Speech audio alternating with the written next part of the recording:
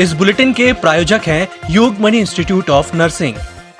जबलपुर के हनुमानताल थाना क्षेत्र के रजा चौक इलाके में क्षेत्र के बदमाशों द्वारा एक युवक पर धारदार हथियार से हमला करते हुए उसे गंभीर रूप से घायल कर दिया गया। मामले की शिकायत पुलिस को की गई है। रजा चौक डॉक्टर सामने अचानक लोग 4-5 लोग पांचों के पास चाकू थी।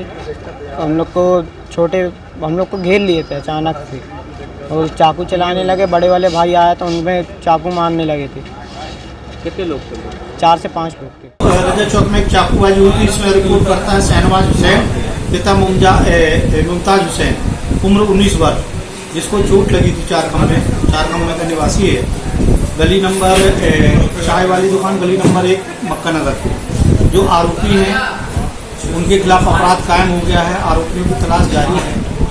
सिविल लाइन थाना अंतर्गत बीमा अस्पताल के पास कांचघर निवासी बाल गोविंद के साथ 2 युवकों के द्वारा चेन स्नैचिंग कर ली गई। वहीं भाग रहे लुटेरों को क्षेत्रीय जनता ने पकड़कर पुलिस के हवाले कर दिया, जहां बाल गोविंद ने बताया कि वह अपने घर से कार में नर्मदा दर्शन के लिए निकला था। वहीं बीमा अस्पताल के पास उसे बाथरूम लगी तो वह कार से नीचे उतरा। वहीं पीछे आए बाइक सवार युवकों ने उसके गले में झपट्टा मारकर सोने की चेन खींचते हुए भागने का प्रयास करने लगे। आरोपी की निशानदेही पर दूसरे आरोपी को भी गिरफ्तार कर लिया गया। वहीं पुलिस द्वारा दोनों आरोपियों से पूछताछ की जा रही है। मैं यहाँ कांचघर से आ रहा था। ये सुलभ कॉम्प्लेक्स के सामने मैं बाथरूम करने के लिए उतर करके मेरा एक कॉल आ गया। मैं बात ही कर रहा था कि सामने से 2 गाड़ियाँ आई जिसकी लाइट पड़ी सामने, और ऐसे मैं देख रहा था तो वो बाजू में आया और उसने सीधा हाथ मार के दौड़ लगाया। मैंने भी उसके पीछे दौड़ लगा और एक को पीछे से कॉलर पकड़ लिया और वो यहाँ आकर के गिर गया। यहाँ गिरने के बाद मैंने उसको पकड़ा और देखा तो मेरी चेन कुछ नहीं मिली। मैं उसको पकड़ करके थाने ले गया हूँ। कितनी करीब चेनें थी? 3 चेन थी भैया। बाल गोविंद पटेल एक शिकायत दर्ज करा रहे हैं कि वो कार से जा रहे थे, वहाँ पेशाब करने के लिए उतरे, तभी 2 लड़के उनके पास आए और उनके गले से चेन खींच करके ले गए। तो उनकी रिपोर्ट कर रहे हैं। 2 लड़के भी पकड़ के थाना लेके आए। रिपोर्ट पर देखते हैं फिर अगली कार्रवाई होगी। जबलपुर के पड़वार कला की ग्राम पंचायत खिरिया कला के एमपीवी के जिम्मेदारों की अनदेखी का शिकार हो रहे हैं। ग्राम पंचायत में बिजली के तार इतने नीचे जा रहे हैं कि एक छोटा सा बच्चा भी उसकी चपेट में आ सकता है। अधिकारियों को कई बार मामले की सूचना दी गई है। एमपीवी अधिकारियों के कान में जू नहीं रेंग रही, जिसके कारण ग्रामीण परेशान होते दिखाई दे रहे हैं। ये पड़वार कला है, ग्राम पंचायत खिरिया कला। ये किसानों के लिए, बच्चों के लिए मेन रास्ता है। कम से कम ये 2 वर्ष से प्रॉब्लम है ऐसी, मगर इसकी कोई सुनाई नहीं हो रही। क्या प्रॉब्लम है, क्या दिक्कत है? तार बहुत नीचे हैं। कोई भी बच्चा कभी भी तार को हाथ से छू सकता है। किसान भी चारा गट्ठे लेके निकलते हैं, वो टच होते हैं तो खेत से घूम के जाना पड़ता है। तो कभी भी कोई भी हादसा हो सकता है, तो इसका जिम्मेदार कौन हुआ? जी पड़वार कला है खिरिया पंचायत, और एमपीवी वालों को अपन ने कई बार शिकायत भी कर चुके, कोई सुनाई नहीं होती। कम से कम वहाँ 2-4 बार जा भी चुके हैं लोग, लेकिन इसके बाद भी लापरवाही चल रही, कोई ध्यान नहीं देते हैं लोग एमपीवी वाले। और पिछली साल एक भैंस भी मर चुकी। यहाँ पर आने जाने वालों को दिक्कत होती, बच्चे जाते स्कूल में, कभी भी कोई बड़ी दुर्घटना हो सकती है। Yogmani institute of nursing Jamdar hospital Jabalpur. Nursing के क्षेत्र में करियर बनाने का सुनहरा अवसर। प्रवेश प्रारंभ BSc nursing, post basic BSc nursing, GNM. पता 198/2 Raigwa, ward number 72, Arihant warehouse के पीछे, पाटन बाईपास चौक के पास, जबलपुर। जबलपुर में झारखंड में हुई अंकिता की हत्या को लेकर सामाजिक संगठनों द्वारा दीनदयाल चौक से एक कैंडल मार्च निकाला गया, जिसमें बड़ी संख्या में सामाजिक संगठन के पदाधिकारी बड़ी संख्या में मौजूद रहे। वहीं कैंडल मार्च निकालने के दौरान 2 मिनट का मौन सामाजिक संगठनों के पदाधिकारियों द्वारा रखा गया। इस कार्यक्रम में आशीष राजपूत, आदित्य राजपूत, रॉबिन राजपूत सहित अन्य कार्यकर्तागण मौजूद रहे।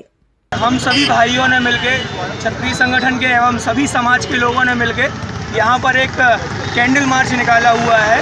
झारखंड में हुए हमारी बहन अंकिता के जो दर्दनाक मौत हुई है, इसके जो जिम्मेदार हैं उनको फांसी मिलनी चाहिए। सरकार से अपील करूंगा कि जल्द से जल्द फांसी दो। अगर फांसी नहीं मिलती है तो और भी उपद्रवी जन्म लेंगे और भी रेप ऐसे होते रहेंगे। उसके घर में रेप करके उसके बाद उसको पेट्रोल डाल के जलाया गया। इतनी दर्दनाक मौत वो भी किसी की बहन थी, वो भी किसी की बेटी थी, वो भी किसी की बेटी थी और वो भी किसी की बहन थी। आपकी भी बहन है, आपकी भी बेटी है। आप जागेंगे तभी हिंदू जागेगा, और अगर आज नहीं जागे तो कल ऐसे ही रेप, बलात्कार और लड़कियां हमारी बहनें मरती रहेंगी। इसीलिए सरकार से हम सभी क्षत्रिय संगठन एवं सभी संगठन वालों से, सभी संगठन का कहना है कि सरकार जल्द से जल्द उस मुजरिम को फांसी की सजा सुनाए।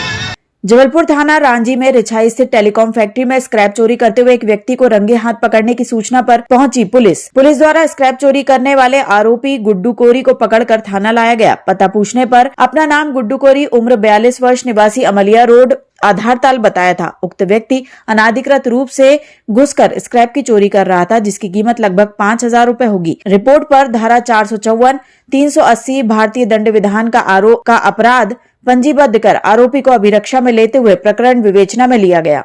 घमापुर में कल एक लूट का मामला पंजीबद्ध हुआ था। मामला ये है कि इसमें एक बच्चा अपनी मां के साथ में ऑटो में बैठ करके आ रहा था। उसी ऑटो में आरोपी बैठा हुआ था। उसने रास्ते में देखा कि ये थोड़ा सा इनका ध्यान इधर उधर हो गया, तो उनका एक बैग यानी पर्स और उसका मंगलसूत्र छीन के भाग गया था। रिपोर्ट पर थाने में लूट का मामला पंजीबद्ध हुआ था अज्ञात आरोपी के विरुद्ध, और उसमें हमने पुलिस ने तत्परता से कार्रवाई करते हुए आरोपी को अरेस्ट कर लिया। इसका नाम योगेश नामदेव है। ये रांची का रहने वाला है। लगभग 35 वर्ष की उम्र है इसकी, और जानकारी में ये मिला है कि इसके ऊपर पूर्व में भी अपराध पंजीबद्ध हुए हैं। उसकी जानकारी अपन निकाल रहे हैं। आरोपी को अपन ने जेआर पे भेज दिया है। जबलपुर में जिला प्रशासन, रेड क्रॉस सोसाइटी और सामाजिक संगठनों द्वारा 7 सितंबर को ब्लड डोनेशन कैंप का आयोजन किया जा रहा है। जबलपुर में 12 जगह पर यह कैंप आयोजित किया जाएगा। इस कैंप में 2000 यूनिट ब्लड को एकत्रित किया जाएगा। हमारी ना पूरी जबलपुर जिले में हर महीने का ब्लड की रिक्वायरमेंट्स 2000 यूनिट्स हैं। मेडिकल कॉलेज में ना 1200 यूनिट्स हैं, विक्टोरिया और एल्जिन हॉस्पिटल में और 700-800 यूनिट्स, और हमारी सामुदायिक स्वास्थ्य केंद्र और प्राइवेट हॉस्पिटल में ब्लड की ज़रूरत पड़ती है। तो हर महीने हमको कम से कम ना 2000 यूनिट की ज़रूरत पड़ती है। बहुत सारे सामाजिक संगठन इस दिशा में काम कर रहे हैं, बट उसके बावजूद ब्लड की डोनेशन के माध्यम से ना पूर्ति है वो सिर्फ 30% है। 70% हमको लगातार मेडिकल कॉलेज में ब्लड बैंक में उनको रिप्लेसमेंट के लिए परिजनों को बोलना पड़ता है। तो गरीब व्यक्ति के लिए और भी लोगों के लिए हमेशा ये मुश्किल का काम पड़ता है। जैसे कि जबलपुर जिले में एक्सीडेंट के माध्यम से डेथ है वो 400 के ऊपर है। सो काफ़ी सारा ट्रॉमा केसेस आता है। अभी भी हमारी मेटरनल मोर्टालिटी हाई है कि हमारे गर्भवती महिलाएं हैं उनका भी ना डेथ होती है। उसमें हम लोग ना ब्लड ट्रांसफ्यूशन करने के लिए सीवियर एनीमिक केसेस में उसका भी हम लोग ना प्रयास करते हैं। बहुत सारे बच्चे के थैलेसीमिया में पीड़ित है, उसमें उनकी लगातार ना ब्लड ट्रांसफ्यूशन की ज़रूरत है ना पड़ती है। इस सब चीज़ों को ध्यान में रखते हुए जिला प्रशासन और रेड क्रॉस सोसाइटी है, सभी सामाजिक संगठन के साथ, सभी जनप्रतिनिधि, सभी लोगों के साथ मिल करके एक महा ब्लड डोनेशन कैंप है 7 सितंबर को हम लोग ना प्लान कर रहे हैं। ऐसे कि ना 12 स्थान हम लोगों ने निर्मित किए हैं सभी लोगों के डिस्कशन के बाद। इसमें कम से कम हम लोग 2000 ना ब्लड यूनिट्स ना कलेक्शन के लिए हम लोग इस बारे में प्रयास करेंगे। हमारी ब्लड बैंक की कैपेसिटी है वो 5000 ना ब्लड यूनिट्स रखने के लिए है।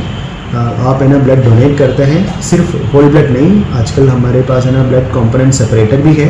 उसमें आरबीसीज, प्लेटलेट्स, प्लाज्मा, इस प्रकार का सेपरेट करके एक ब्लड यूनिट इवन 3 और 4 लोगों को भी ना दिया जा सकता है। Jabalpur collector doctor Ilaiya Raja T ने जिले में जनवरी 2022 से अगस्त तक अवैध खनिज परिवहन के 96 प्रकरणों का निराकरण किया, जिसमें 42,85,165 रुपए का अर्थदंड जमा कराया। अवैध रेत भंडारण के 30 प्रकरणों का निवारण किया जाकर 73,78,677 रुपए की वसूली की गई। अवैध खनन के लेकर ना हम लोग लगातार कार्रवाई कर रहे हैं। इसमें मुख्यतः है ना सैंड का है, फिर मुरम का भी है। इसमें अभी तक हम लोगों ने 1 करोड़ है ना 20 लाख रुपए का पेनाल्टी लगाया है। हम लोग उसका ना वसूली भी है ना किए हैं। इसके साथ साथ हम लोग ये भी है ना निर्णय ले रहे हैं, मतलब काफ़ी जगह पे हमने किया भी है कि कितने भी रेत का हम लोग जब्ती कर रहे हैं। रॉयल्टी रेट पे भी हमारी प्रधानमंत्री आवास योजना है, गरीबों को आवास बनते हैं ग्रामीण क्षेत्र में, उनको रेत को रॉयल्टी रेट पर प्रोवाइड कराने के काम भी ना लगातार हम लोग कर रहे हैं। इसके माध्यम से उनका रेत का अवेलेबिलिटी भी हमारी ना हाउस कंस्ट्रक्शन है उसका है ना हो जाएगा। उसके साथ साथ कितने भी अवैध भंडारण मतलब उसके लेकर स्पेशली अभी ना बारिश का सीज़न है, बरसात का सीज़न चल रही है, उसके बाद इलीगल माइनिंग होती है, उसमें अवैध भंडारण होता है, उसको जब्ती करके उनके ऊपर पेनाल्टी ना डालने का कार्रवाई भी कर रहे हैं। ज़रूरत पड़े तो एक्स्ट्रा फोर्स हम लोग है ना माइनिंग डिपार्टमेंट को देते हैं, रेवेन्यू डिपार्टमेंट को भी, पुलिस डिपार्टमेंट को भी इन्वॉल्व करके करते हैं। बट अभी भी लगातार है ना शिकायतें आ रही हैं कुछ प्लेसेस में, पाटन एरिया में और इवन गोरेगांव के ना किनारे में भी। सो उसमें भी हम लोग है ना सख्ती से कार्रवाई करेंगे।